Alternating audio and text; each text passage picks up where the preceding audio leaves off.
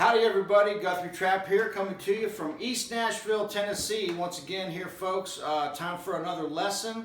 Again, just want to say thanks to everybody that has subscribed and is following me on here. And like I've said a few times already, thanks so much for all the positive responses and comments and all that stuff. It means a lot, keeps me inspired, keeps me on my toes to come up with some new content. These are just little quick iPhone clips. I'm not using any fancy equipment or anything. I'm playing my Russ Paul Telecaster that he made he made the pickups as well. Playing into an old Princeton reverb. I've got my volume on 3, my treble's on 4, my bass is on about 4.5, and I'm just plugged straight in. I got a little reverb about on 3, and I'm just plugging straight in. So yeah, I mean, you know, this has just been great. I'm having fun doing this, and if you do want to take a private lesson, I'm always encouraging that. I'll do Skype or private here in Nashville, and you can find that information. We'll send you all the details at bookings@GuthrieTrapp.com. You can check out all the stuff below. I've heard some people say already, hey, don't get too YouTube-y on here. And I'm not, but I do play the guitar for a living, so I appreciate any people that do want to take a lesson. It's I take all these concepts that I'm kind of doing in a 15-minute video and really break them down and show you the fundamentals that changed my life, right? So without further ado, I think you'll find this one very helpful. I'm going to expand on these triads just a little bit and get more into, you know, the chord shapes and how all this stuff really relates to playing lead guitar. It's kind of a big picture thing where when I say play out of the chord, I'm not talking about playing this giant chord and then having to play something around it, you know, to where you don't have any free fingers to do anything. I just mean, you know, the chord shape is the foundation of everything. So we're looking for those, we're looking to have these fundamentals under our belt to where we can look at the chord shape and know it without even putting our fingers on the fingerboard, to be able to point out the key shapes of all these chord shapes, key notes of all the chord shapes. So what happens is you start seeing these, you start seeing everything that makes up these chords. Like if I'm holding this big G chord, I'm looking at it as in these triads where I've got these 3 strings, the G, B, and the E, B, and G string. Then I'm looking at the next set, B, G, and D, then G, D, and A. And then this is not really a real chord because it's a 1-5-1. That's just your big power chord. You'd have to add that to make it a proper chord. So you're looking at the different triads of this chord, right? So what that does is that frees us up to be able to forget about where the notes are now, because we know them. We've seen that chord shape, we've played through it, we've done the arpeggios, we know the scale, we know all that stuff. But it's not about knowing what these notes are, like to know B, D, and G, and then, you know, all that. You don't really have to know that. It's more about just the position. We're looking at the positions to start getting a handle on this, and eventually, of course, the goal is to make music and all that stuff. But we got to be able to get there. You got to have the alphabet to get there, right? It's a lot like I look at a lot of this stuff like a conversation. You know, this is the alphabet to be able to put words and sentences together to eventually be able to talk to somebody, right? So that's a lot how music is. So without any more being said, the basic theory you need to know is just when you have the 1, 3, 5, being able to see that the 1 is here, G, the 5 is here, D, and then here's the 3rd, your B. That spells out a major chord. Well, if we drop the 1, I'm going to go through this pretty quick because there's some other good stuff I want to get to, but when we drop that 1 down, that gives us a major 7. So we've got major, major 7. If we go down one more, or you can do it here, and we'll get to some of those different shapes in a second, but that's how you spell out these really simple basic chords that we need to be aware of. Major and major 7, kind of put those in the same category. Dominant 7, and then your minor, which is taking your 3rd and flattening that. If you can't really hear those sounds, That's something you really need to get down, is hearing the difference between major 7, or, and then the dominant 7, or those chords. So in a triad, that's it. And then when you move to this section, now these two notes are staying the same. Your D is still here, your third, your B is still here, and then your G is moving to the next octave. It's moving to your D string on your 5th fret. So there, it's the same principle. We're just moving the 1 down. There's major 7. There's dominant 7, because I'm moving that down a whole step, and then there's our minor shape. Right, so that's just a quick run through on that. I think I went through that more in depth on another video. And thanks for all the comments on the hats, by the way. Hats are my hairdo, so I've got a lot of them. This is a Biltmore, I think. The other one was a Stetson.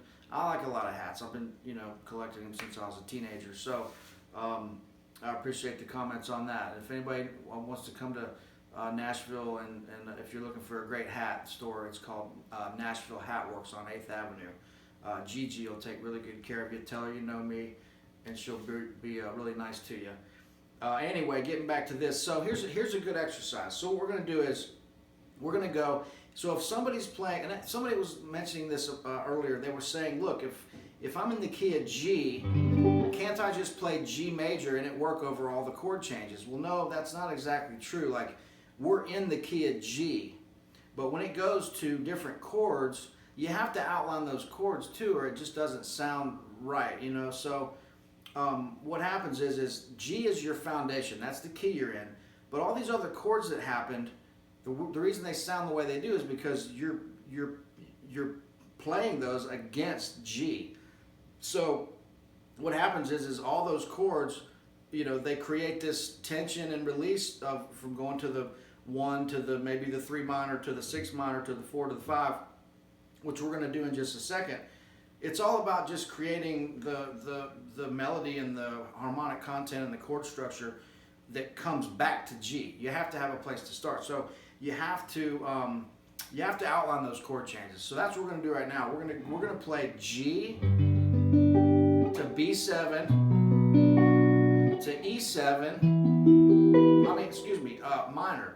So G to B minor to E minor. Then we're going to go from C to D and then back.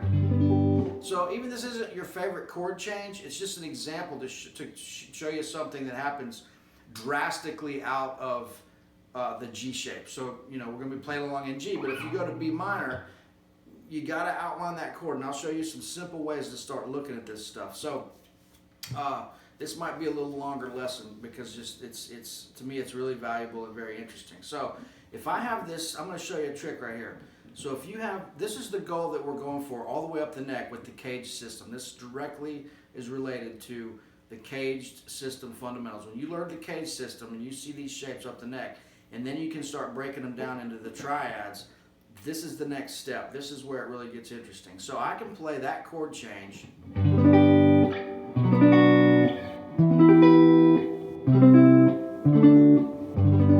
I can do it all in triads. If I'm here, and I want you to look at how closely related all this stuff is, and that you don't have to jump from G to B minor to E minor to C to D in the places that you just know, the only places you know. You should be able to do this in all these positions up the neck. So here's the first one.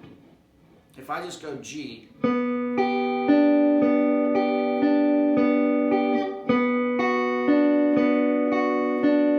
okay, that's the first one. I'm taking this G triad, and I'm just adding, I'm just dropping that 1 down, just like we did, to make a major 7. But it's going to be a B minor, so it's the same shape. There's a lot of that stuff that happens, G, same as E minor 7. It's the same thing. You're just moving the bass note, relative major, minor, and then. But this is B minor. So the top part, if you look at the triad of the B minor chord, it's just G. You're just dropping the G down 1/2 step, right? So you're right there. Now watch, we'll go to E minor. So, and I'm just arpeggiating to make it sound a little bit more like music. So,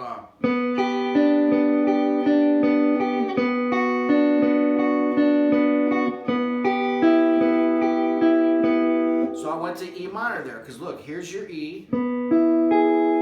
If you look at E, you've already played 3 chords, and this note has stayed the same. Your B note, your third of G, has stayed the same through everything so far. It hadn't changed. What we've done is we've added this shape, the E shape, and we've made it a minor, so it stays on G, and then I hit the E on the 5th fret B string, and then the 4th fret G string. So that's E, that's E minor. So far we've only moved a couple little things. So we've gone.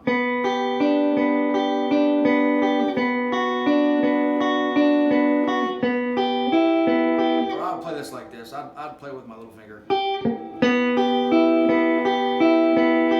Now our next chord is C. So watch what I'm going to do. Since I'm already seeing this is there, my G is here, my E is here already. So all I'm going to do to make that C, because I'm seeing this shape, I'm just going to go.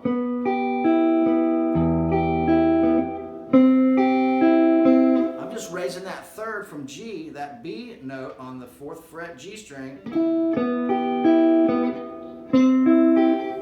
I'd play like that. I lift them up. I'd use my ring finger, my little finger. But there's, guess what? That A shape C breaks down into that shape. Right? And then your D, you can either slide that whole thing up a whole step, because there's your D. So, or you can go and just play a regular D right back to your G. So we've outlined all those chords beautifully and haven't even really moved anywhere. So the whole thing again, I'll put a little bass note in there.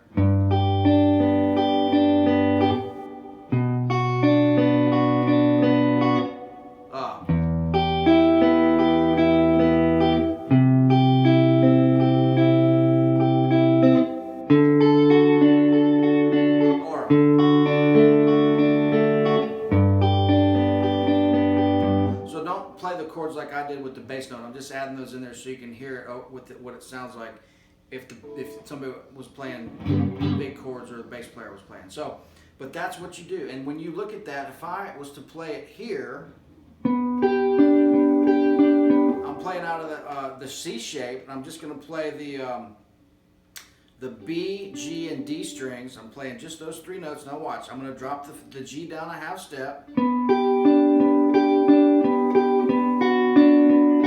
Guess what? There's B minor. There's G. There's B minor. C, E minor's right here. So I'm thinking.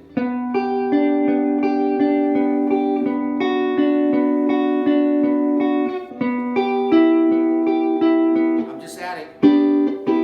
Because there's my G. And there's my E minor shape. So B minor is dropping the 1 down on the B string.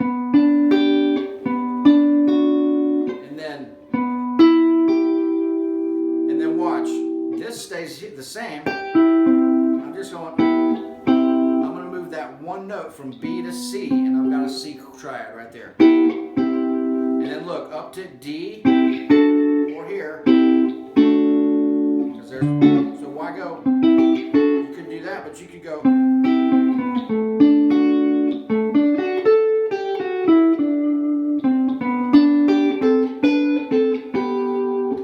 That does is it starts showing you how close everything is, and this keeps everything really melodic and cool, because you're not jumping around all over the place. So if I was to play like a solo or some lead around those chord changes, I'm looking at just those triads. I could just play right here, you know.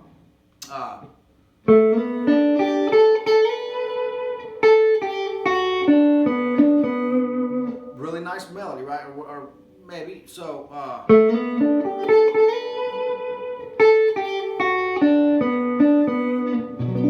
Right out of that triad. So right up to G. of G, out of that shape, walking back down the scale, and you don't have to play this note for note because I'm not going to break this down as much as I would if I was showing you exactly how to play this solo. I'm just giving you the ideas of how this works. So again, we're just going to build a little solo here. I don't know what I'm doing, but I'm going to try to make this interesting and simple to where you can really see what I'm doing here. So I'm going to go up to that major third, and then I'm hearing, and then watch, go to E minor. So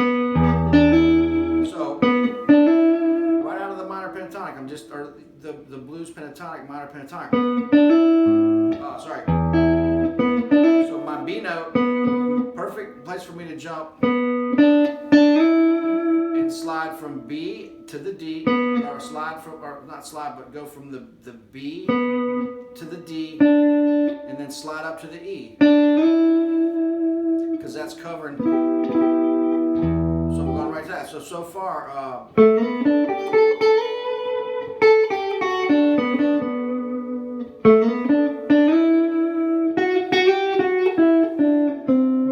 right?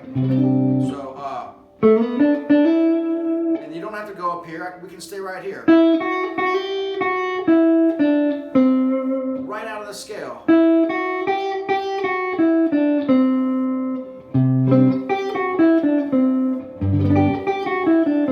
That's right out of the G major scale. I had to think about that for a second because you know me, I don't know my modes or really what I'm doing at all. But trust me if you knew.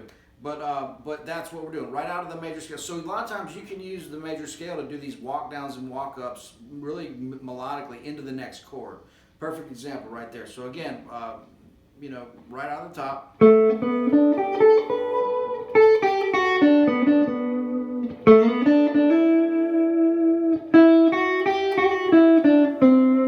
Right, C. So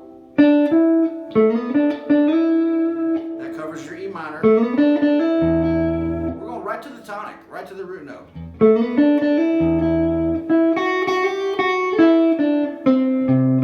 Right to C. Now watch. Now I'm walking down to the 5 of D. I'm walking down from C to that A. Now watch, instead of just going, I'm going to get a little fancy here on you, but instead of going right to the D note, I'm going to go.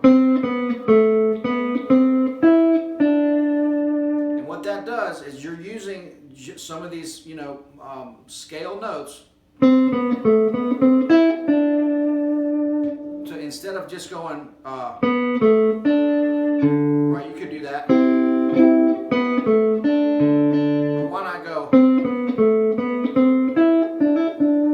right, get a little soulful with it. So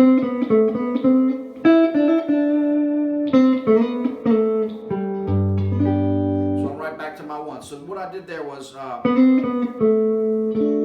using the 5 of D as the melody note. So I'm going from C, walking back up to C, then D. So now watch. Right back to my G. So that little thing there, you could go.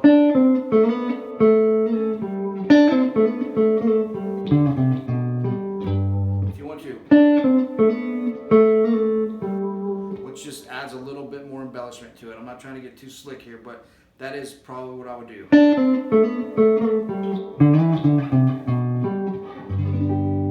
Right, so that's just a little, so I'm just looking at those shapes, and then the, you know,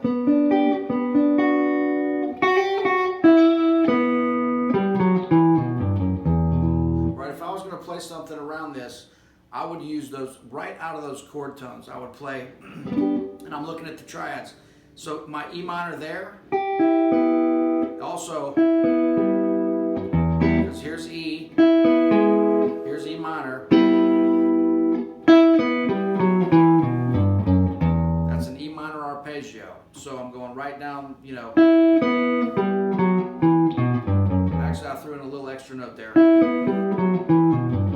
But if I'm playing out of G and I'm doing playing out of this, you know, I'm going to play a little bit more than just the arpeggios. I'm just going to play some freestyle stuff so you can kind of get the idea here. But you know, if it was like,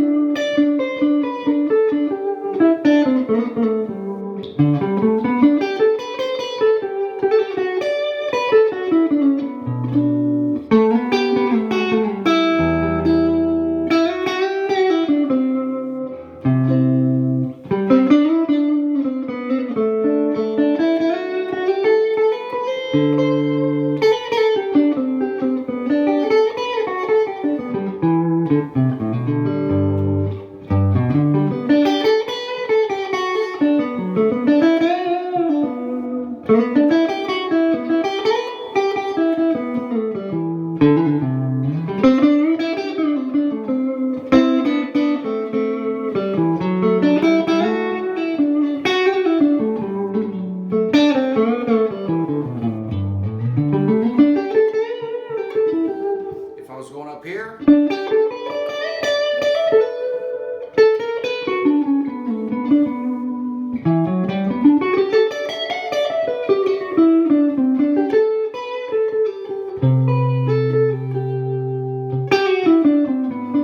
oh, sorry, that was D there.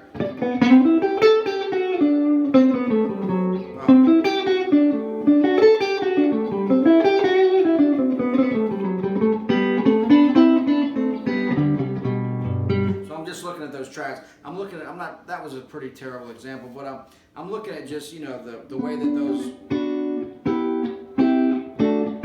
chords are right there, and the scale is right, like, I mean, it's,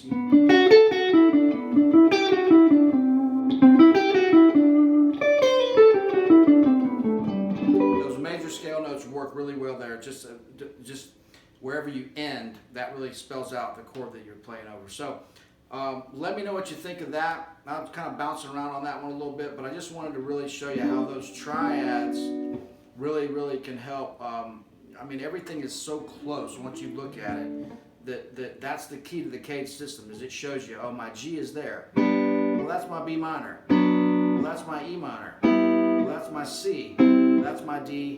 That's my G. That's my G. That's my B minor. There's my E minor. There's my C, there's my D, there's my G. Here's my G, here's my B minor, here's my E minor, here's my C, here's my D, here's my G again, or here.